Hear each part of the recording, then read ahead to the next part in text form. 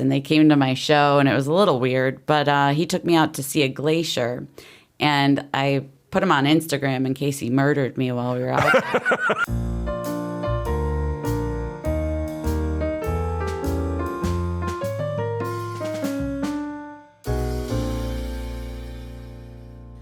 I like to fuck with women in the bathroom,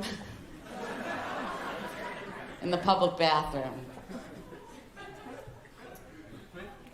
I'm so tired of the game that we're playing in there, of just, we're in there not making any noise. You try not to make any noise at all. Grown women opening tampons like this. Achoo!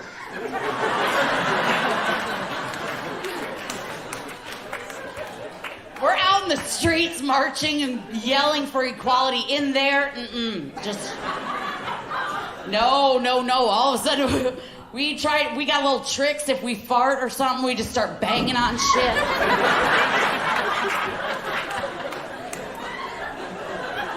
I think we're so slick. Oh my God, it's toilet paper. It's hard to get out. I'm Tim Slagle. This is Stand Up, Sit Down. That was Kristen Toomey, and she is actually my guest here on this program today. Well, welcome to Stand Up, Sit Down, Kristen. Hi, thanks for having me. Oh, no, thanks for being able to. Thanks for putting the time away. Because I know we don't have much free time. Yeah, right? That's all we do have these days, really. It's that clip. Where was that shot? That was at the Laugh Factory in Chicago. Oh, I probably should have seen the logo behind the. Yeah, it's a great place. I'm a regular there for the past, I think, 6 years, or something like that, and they've been selling out shows since they opened back up, and yeah. Since the meeting opening up since the pandemic. Yes. Yeah, opened back up. Yeah. So yeah, they've been doing great. I love it. Oh, that's cool.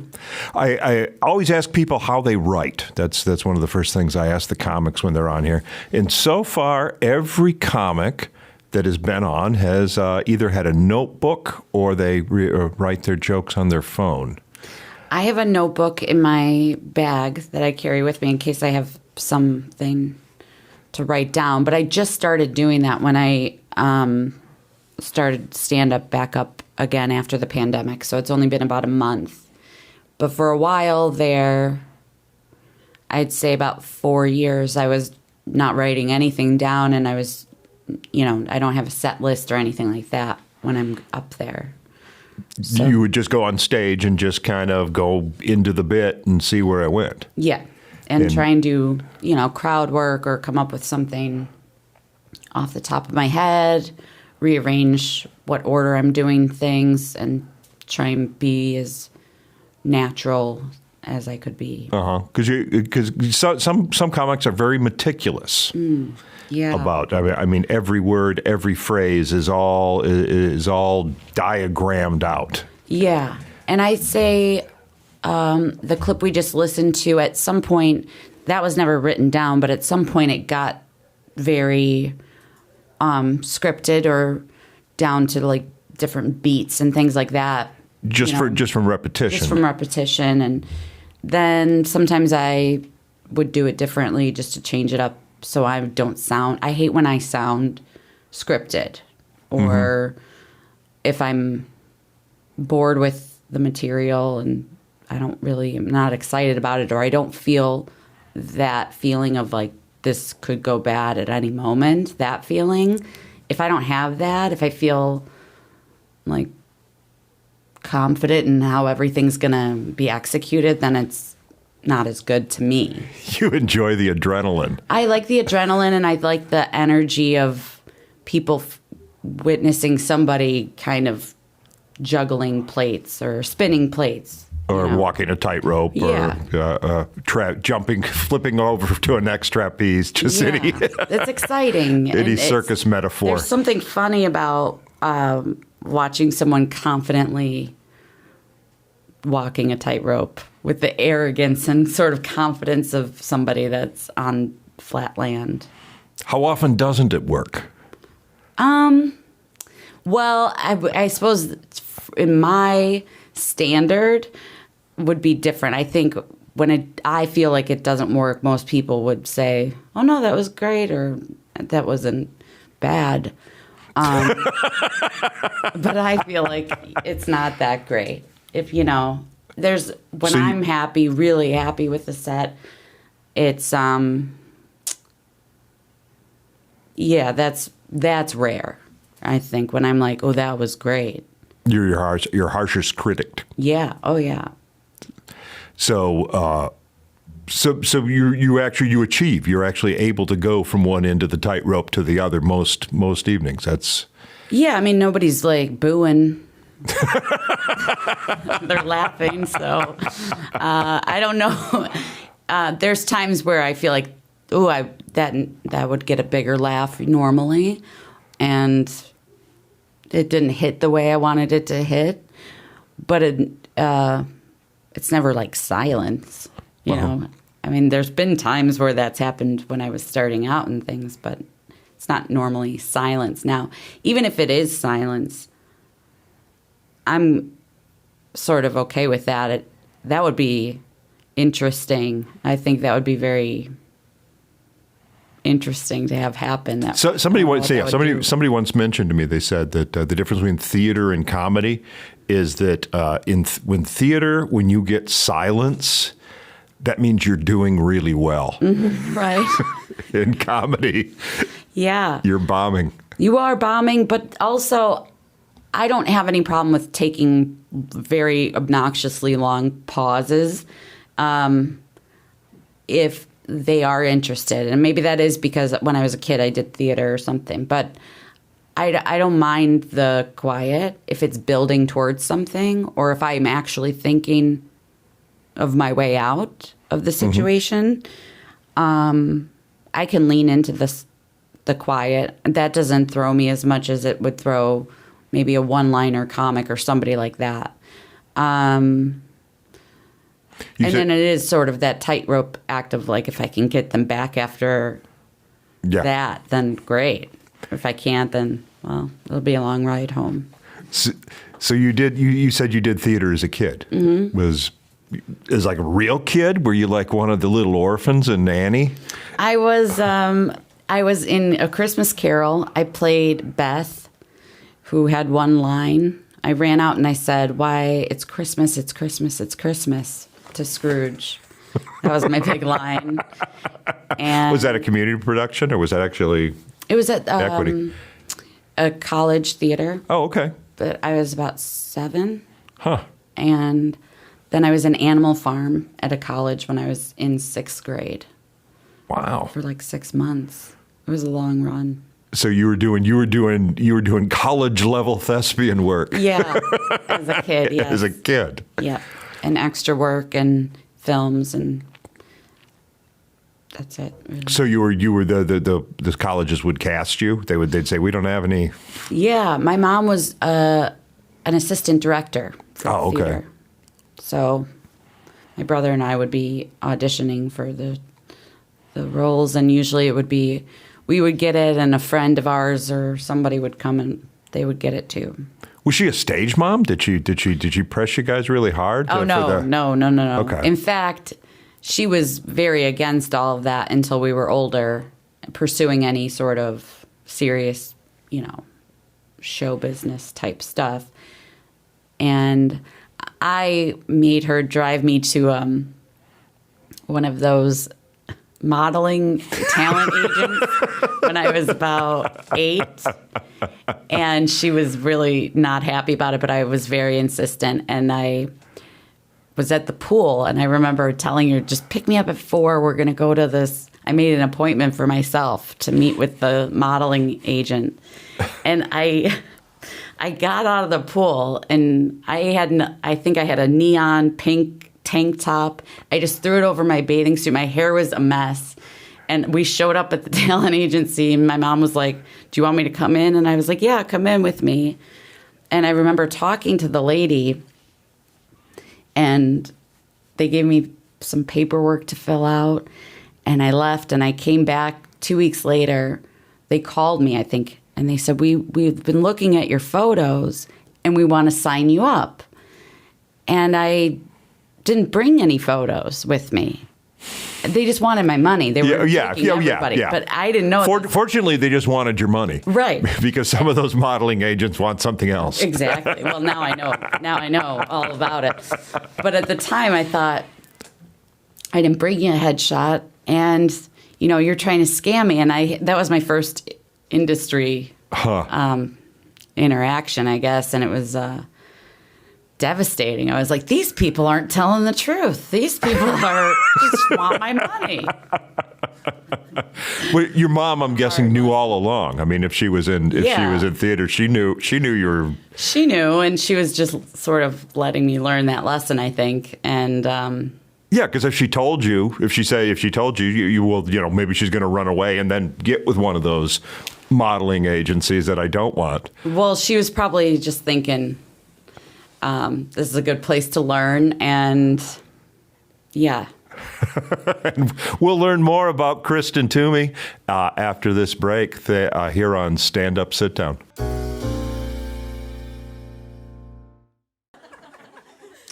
Been married for 11 years. I was driving the other day. I saw the cutest thing. I saw this bumper sticker, and it said, "I love my wife." And I was like, oh my God. This guy fucked his babysitter. So cute. Because I've been married for 11 years. If all of a sudden my husband came home with "I love my wife" on the back of our car, I would be like, oh, okay, so.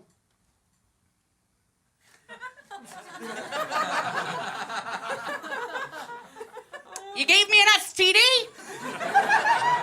Okay, well, we'll deal with that. Meanwhile, scrape that off the car. Because I don't need everybody knowing I'm married to a bitch.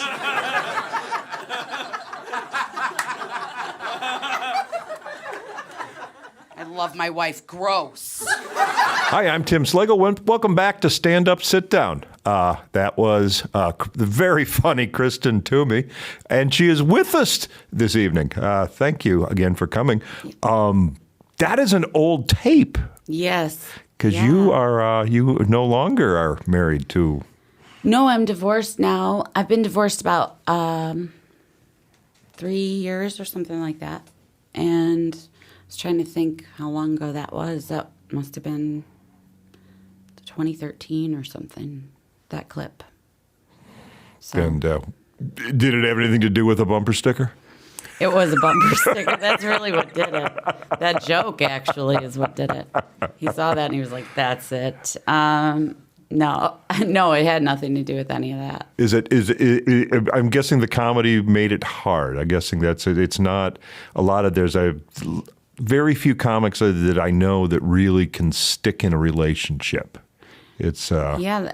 I don't know very many people. I wouldn't say it's a comedian thing. I think relationships are hard for everyone, and but I think it's possible to find people that think it's great that you're a comedian and are supportive of it and think maybe, celebrate it a little bit more. Do you travel a lot? Or, I mean, Chicago, Chicago. One of the advantages of Chicago is that you can work a lot right in town. Yeah, I wasn't on the road a lot during the marriage. I've been traveling the past few years, which was nice. I went up to Alaska and down to Florida. I mean, really kind of crisscrossed back and forth. So that's been great. How was Alaska? Well, I met a man in the parking lot, and he had birds. Him and his girlfriend had birds, and they came to my show, and it was a little weird. But he took me out to see a glacier, and I put him on Instagram in case he murdered me while we were out there. So it was a quick, weird 24 hours. Yeah. What kind of birds? Was it like exotic parrots or like parakeet type things? Like little birds or? Yeah. I feel like people that have birds are kind of makes me that was the most scariest part about the whole thing. And did you meet the birds? Did he take you to his house to meet the birds? I did go up to his apartment with his girlfriend, and then immediately regretted it. As soon as the door closed, I thought, "Oh, what am I doing? This is how people get trafficked." Yeah, but it's, I made it back. So because I understand that the Alaska shows can be a little bit different. They're a little bit the audiences are a little bit more rough around the edges. Well, I love people rough around the edges. They loved me, and I loved them. I sold out 2 shows in one night. Wow. And I had a blast. And I mean, I think they are, they lack sun, so they're sad, but that's good. I think that makes my job easier. Okay. Bring a little sunshine to them. I kind of learned that when I was on the road, is you go to these small, out of the way towns that are just, that are like 5 bars in a bowling alley. Yeah. And they're the best audiences anywhere. Yeah. Because all they have to do is drink and bowl, and you gave them a third option. Right. And they figure if they don't treat you nice, you might never come back. Yeah. They do appreciate the variety of you. Yeah. So here's a little bit of excitement. You have just released your new video or DVD. What do we call it? I have no idea. I don't know. I would love to get it on special? DVD. That'd be special. Cool. It's a set that I recorded in 2016, and it's an hour long. It's I don't know if you want to peek behind the curtain. It was recorded on these cameras, which is crazy. I just found that out. We've only got 3 cameras in Chicago, and it's these ones. So it was, I feel like the first set of that night, I kind of got down what I thought I would do, and then the second set, I was just really loose and having fun, and that was the one that I chose to put out because I felt like it was... You didn't edit between the two? No. There's no edit on what I posted the other day that's up right now. There's no edit. You can see the ticker running the whole time, and I think most people would have edited a lot of pauses and things like that, but I feel like there's people in the room that paid to see the show, and they didn't get to edit what I was doing. Huh, interesting. And they liked it, so. So that would be cheating the people that watched it on you. Watch it on YouTube now. Well, it's, something different, too. I think it's just how it was in the room. Like kind of like Drew Michaels doing it without an audience. Yeah, only there's people there, so. Yeah, I know. Yeah. No, but I mean, it's kind of I just mean it's experimental. In the fact that it ran completely as the show ran. It was edited all up in your head rather than on a laptop. I love watching stand-up comedy, and I understand that you've got to grasp that audience immediately. And on the internet, that's even harder to do. And it takes graphics and music and cutting, quick cuts, all those things, those tricks. So that's not here. If you get to the 15-minute mark or whatever when I start my first joke, then I think you're going to like the rest of it. If you can't get to the first joke, which I think is about actually closer to 10 minutes, really, then, you're not going to like the rest of it. I actually have it on good authority that the only person besides Drew Michael that actually made it past the 15-minute mark is Dad. Of his dad? I don't know. I don't know. I was saying that comedy without an audience to me is like playing violin without a violin. It's just going like this a lot. It's more down and slower. Yeah. Lower, we're still on the broadcast segment, so Oh, I thought I would just leave that inference. But what is really interesting to me is that, like you said, you do it all up here. You don't do it on a notebook. Mm-hmm. Is that is that most everyone else, especially, that somebody that would hire these cameras would it was a major expense, I'm guessing, to make this. You'd think I would have had a plan. You think, that if it would have been me, I would have had it scripted out a year in advance, and I would have been doing the exact same set over and over. But you went into show number one. It's like, okay, let's see what I'm going to do on the second show. Yeah, I did the first show, and then the second one I thought, well, if this is really bad, I can use that one.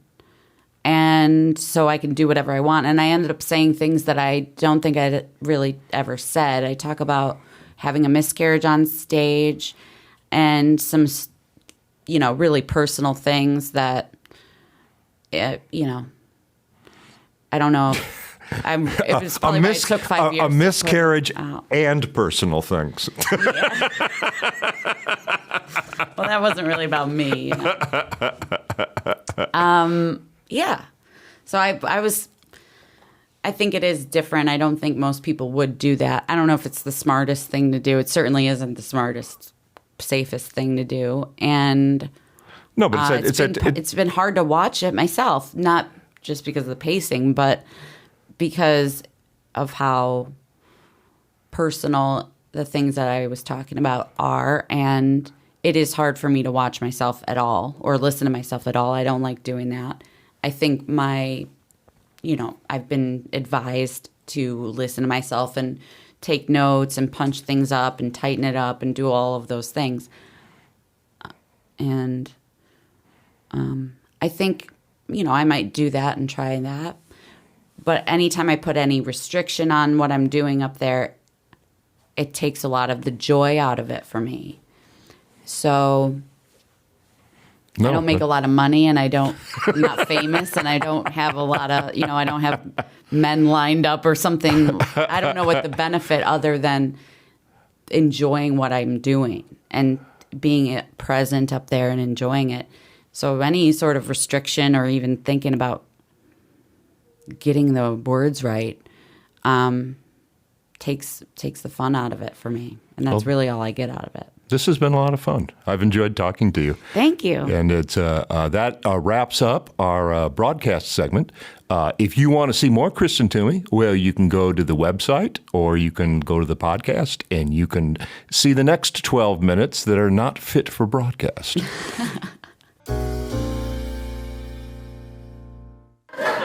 The hardest thing right now, being married and having children, is finding time to masturbate. I gotta be like a goddamn ninja. Like tonight, I will go home, my husband will be sound asleep. Okay? All I need is 3 minutes in this finger. I'm sorry I'm looking you dead in the eye.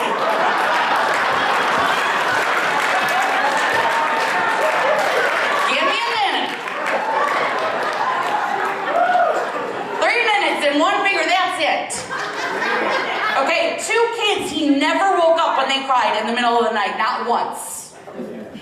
But 1 finger touches 1 cube, he is up. He is up with his big old sweaty dick and balls, just trying to get in it, trying to get in it, trying to get in it, trying to get in it.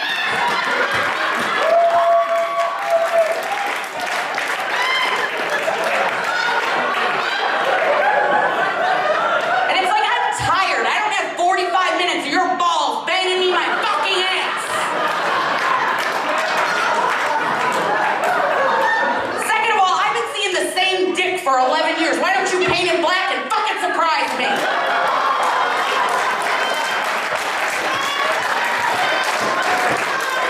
And that is Kristen Toomey. You're watching Stand Up, Sit Down. You are watching the Not Fit for Broadcast segment. And I don't think Kristen, I don't think there's any part of that we could have bleeped out and kept the funny. Yeah. And bleeping is the problem. For those viewers who are not familiar with Kristen, that's more how you'll work, isn't it? Isn't that more? Angry? No, I mean, sometimes. No, I'm saying if somebody came to see a show of yours, that it would. It would probably be bleeping. Yeah, there would be bleeping. I think that's what makes me laugh, and that's what I find funny. It's not, I'm not doing it intentionally to be blue or whatever, but that's just how it comes out. Yeah, no, Yeah. I wasn't. Yeah. I wasn't looking down on you. No. I'm okay, letting good, them good. know. I'm not. Okay, yeah. I'm just letting them know. I'm not trying.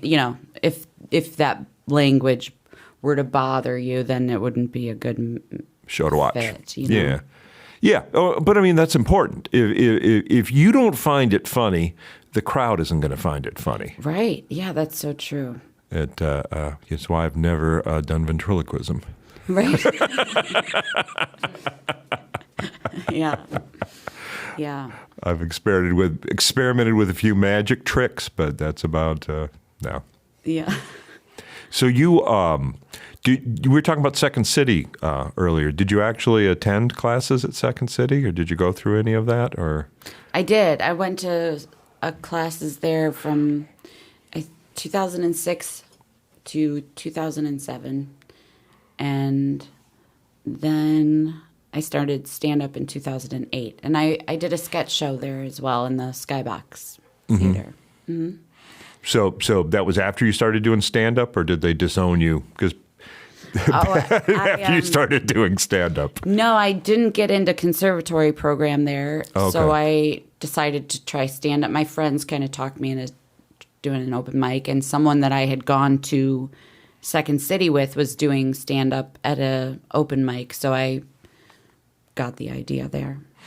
For a lot of people, they don't understand is that there's always, it's not so bad anymore, but there was a point when it was improv or stand-up. It was Crips and Bloods. There was no, once you were labeled as one, you couldn't do the crossover. Very few guys were allowed to do. I think people like Chris Redd, who I've toured with and is a close friend of mine, he's done great at both. Mm-hmm. He was great at Second City, and now he's on SNL, and he's, I just opened for him at Zanies, and he's crushing that. He can do both, and there are a few people that can. Oh yeah, it has. In the past, I'd say 10 years, that line has kind of been. Yeah, when I first moved to Chicago, it was a bitter rivalry. Yeah, I think that's sort of chilled out, but. No, they actually offer stand-up classes now at Second City, right, because kids coming into the training center, they expect stand-up as part of their comedy education. Mm-hmm. Yeah. So it's kind of interesting to me that you kind of can I say bombed out of improv? Yeah, you could say that. Definitely. and yet your stand-up act is improv. Yeah, I think I got the confidence and the push from those classes from Second City, and then I sort of just took it and did my own thing with it, where you don't have to worry about what somebody else is going to come in and change the direction of the set or freeze. Right? Yeah, exactly. Don't freeze me. Right.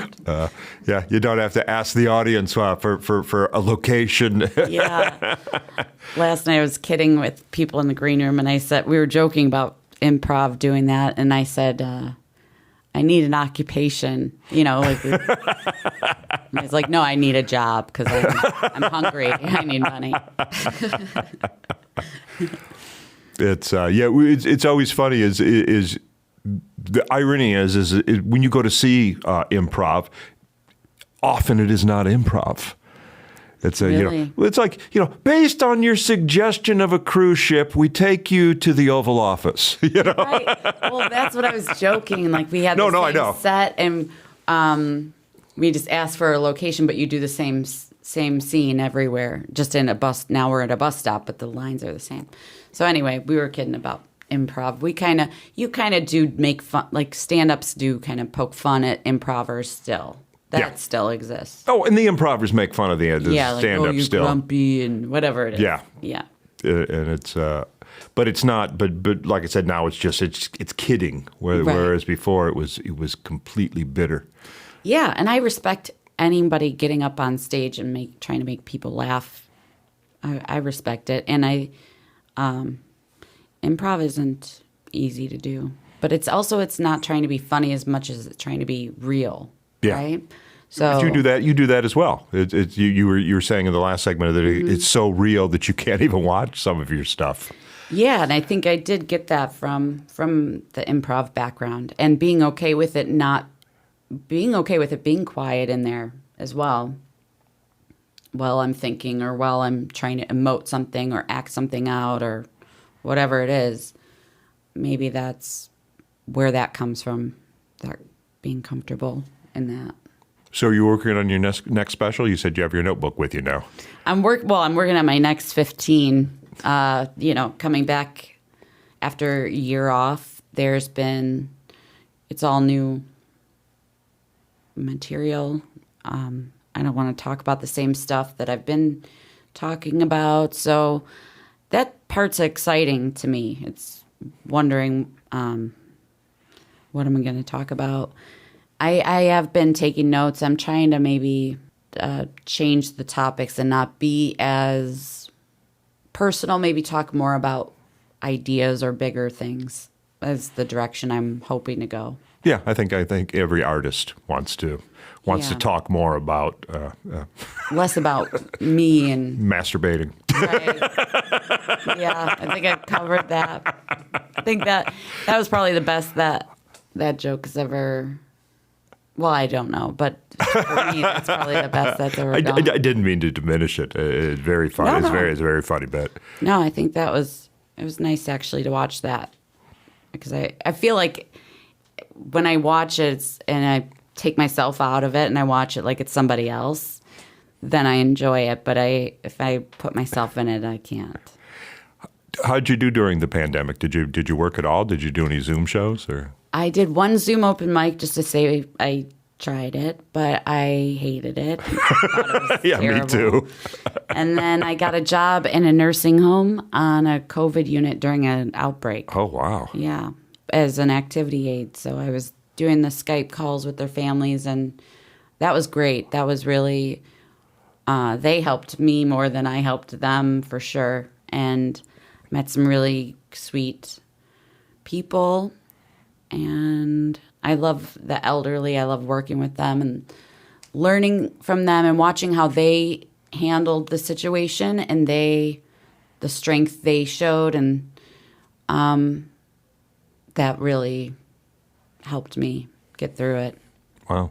Did you get the virus? I mean, in that kind you're a frontline person. No, I was tested twice a week. I never got it and never got a positive test. I felt like I had it from time to time, and I quarantined for 2 months and in November and December, so like the holidays. But I think I had it in March, very early on, before we really knew what it was. I think I was really sick for 5 days and was sleeping a lot, and I think I had it then, so I might have had antibodies that helped, but I didn't get it, no.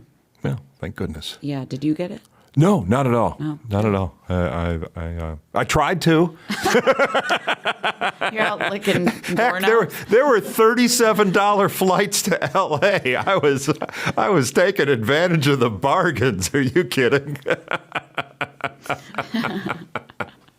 Kristen, thank you so much for coming in. It's been delightful to have you. Hope you come back and visit again.